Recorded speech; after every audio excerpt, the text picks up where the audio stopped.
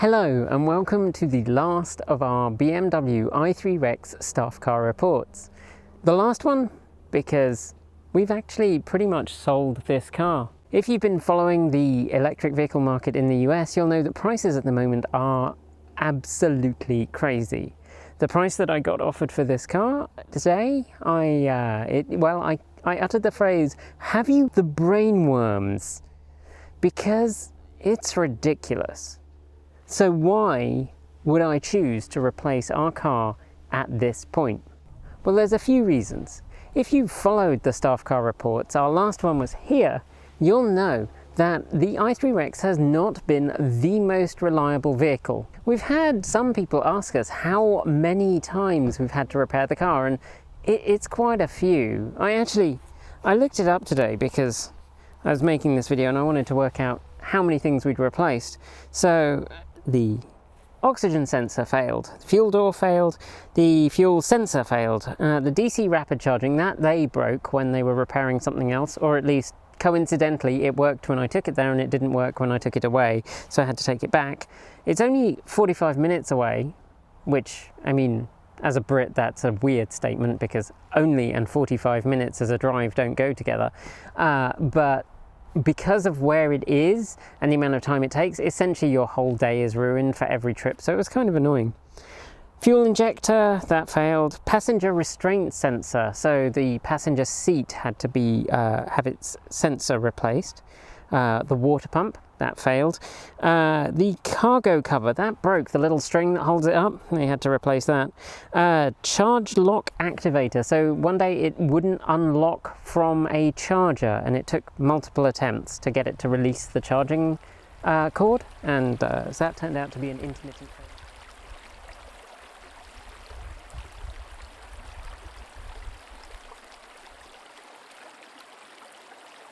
The rear view camera, that failed. The front strut gaiters, they disintegrated, and the 12-volt auxiliary battery, that died.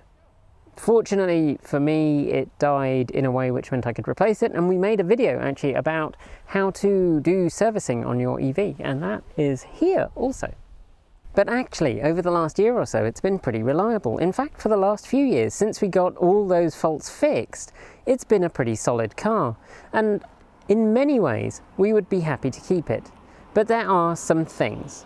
When Winter joined the team, he flagged something to me, and that is a very expensive failure mode. It's particularly common on these really early cars, so the 2014 and 2015, and in fact BMW have been through, I think it's 5 revisions of the compressor on these vehicles to try and eradicate the problem. But the challenge is that when they designed the cooling system in the car, they did not put a debris filter in the way. So when the AC compressor fails, the AC compressor is used in this car to cool both the battery and the passenger compartment, then what you get is little tiny shards of metal flung through the cooling system and then through the battery cooling system. Unfortunately, that means that to clean it out, you have to clean out the entire battery. And someone was once quoted over $22,000 for this job. And looking at it, I love this car. I don't love it $22,000 worth of repairs. The cooling system on it has always been a little bit off. Like, it worked intermittently when we got it, and then it's been more or less fine since. But then a few months ago, we had to get the cooling system recharged and they couldn't find any leaks. But I noticed that other people seem to have had failures not long after the cooling system was recharged. And there aren't enough data points to make a really solid estimate of how long the life is after this. It could last another 50,000 miles, it could last another 100,000 miles. It might never fail, but it also might die next week. And knowing that really we'd be looking at either a very expensive repair of the battery and the cooling system in the car, or replacing the battery, that didn't feel good. Especially since the car doesn't exactly meet our needs anymore. And it does meet our needs in a lot of ways. It meets our needs because it does the range we need it to, but we no longer need a car with a range extender. The charging network around here has improved dramatically in the last few years, particularly with the rollout of Electrify America's chargers, but also I've seen more ChargeWay and EVgo chargers popping up. And that means that the range extender, it's just a big Victorian lump that we drag around. And actually worse than that, because you have to run a maintenance cycle on it fairly regularly, that means that it's burning gasoline for the sake of burning gasoline. There's no point to us having it. It also has added a whole bunch of maintenance that the car needs to keep that gasoline engine functioning.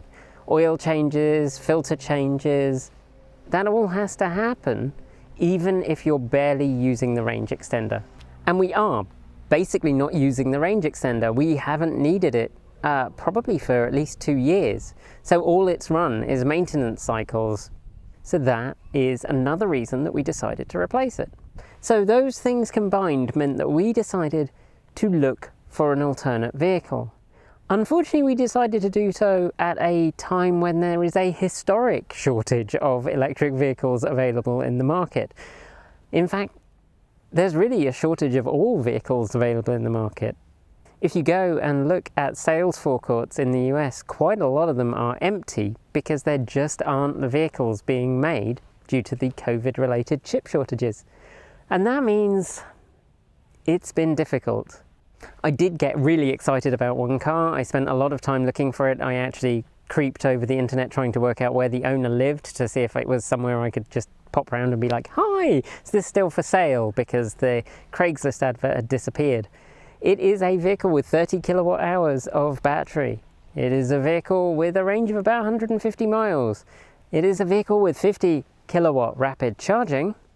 So not amazing specs, but reasonably respectable, except that it was built in 1968 on a converted Renault body.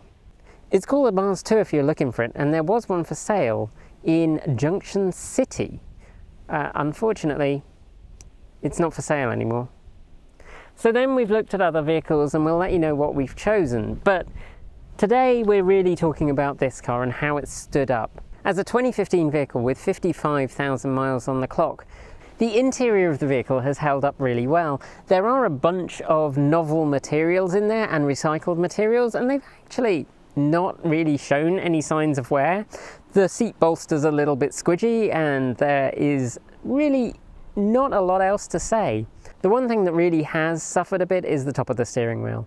That is pretty worn. It was worn when we got the car and it hasn't really changed in the time since we've had it. I would guess that the previous owner didn't take much care of it, and you know, that's a problem with ex-lease vehicles. The battery, that has held up pretty well too. Checked it this morning. It says it has 15.8 kilowatt hours available.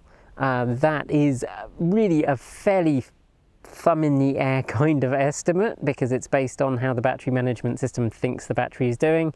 If you really wanted an accurate measurement, you'd need to plug in an OBD dongle and measure it. I don't have that available right now. Unfortunately, I lent it to someone, but 15.8 kilowatts, that's about 80%, 84% of the original.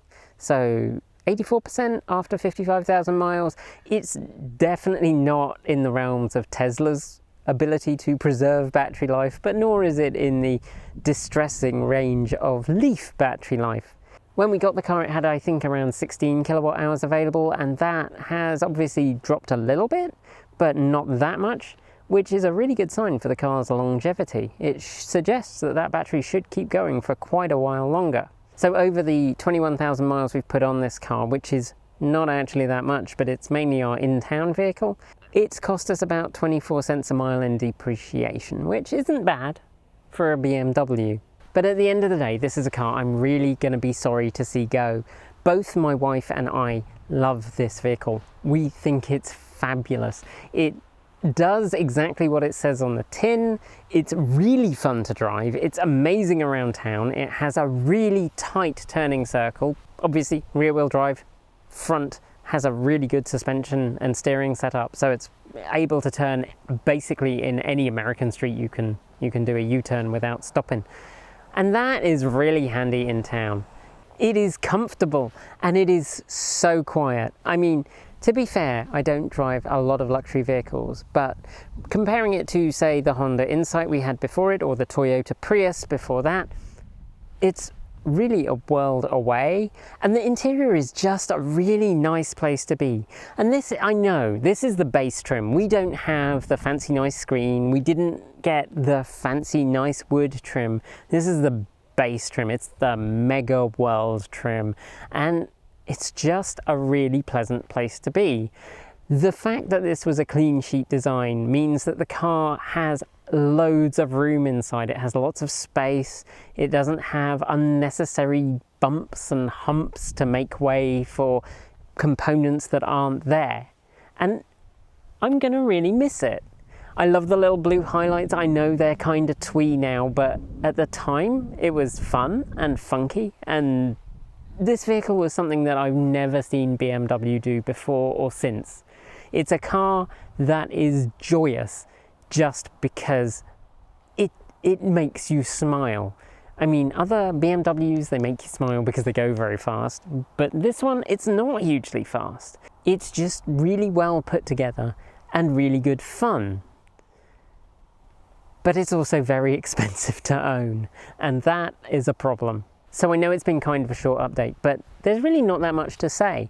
I said it all before. It's a great car, it's not super reliable, it's very expensive to own. Would I have another one? Maybe, if the situation was right. But at this point, the reason we got it doesn't exist anymore with the range extender, and the prices of these vehicles has gone up astronomically, and that makes it unaffordable. At the time we got it, it was an absolute steal compared to other vehicles with similar range. And it meant that we had the ability to drive down to Portland to see Nikki and to see our friends, and we could go out into the countryside without worrying about range. But now that's so much less of an issue. We have a car with 240 miles of range without trying. We can just stop and top up at so many new chargers. We don't need the REX. Would I have it without the REX?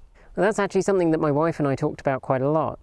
We debated when we saw the price of new cars and the kinds of cars that we could afford, whether we should pay to have the REX stripped out of this vehicle, something that you can do, and then just pay to have the newest version of the compressor that fits these cars installed, and then it would probably last another 5 years. But that would cost us probably several $1,000s. The compressor itself I've seen at $1,500, then there's installation, then there's removing the REX, then we have to find someone who's able to remove the REX. Then coding the car to accept not having a REX, and we'd be stuck with the car having the fuel filler for the REX, but not the REX, and it's just messy. If we'd have bought a 2014 Electronaut, just the battery electric vehicle version, and if BMW had brought the battery upgrade program to the US, particularly if they'd have brought the most recent battery upgrade program to the US, we probably wouldn't have bought the other vehicle that we have. We'd have brought something with shorter range, made this have long range, kept that as our main vehicle. But instead, that wasn't the way things worked out.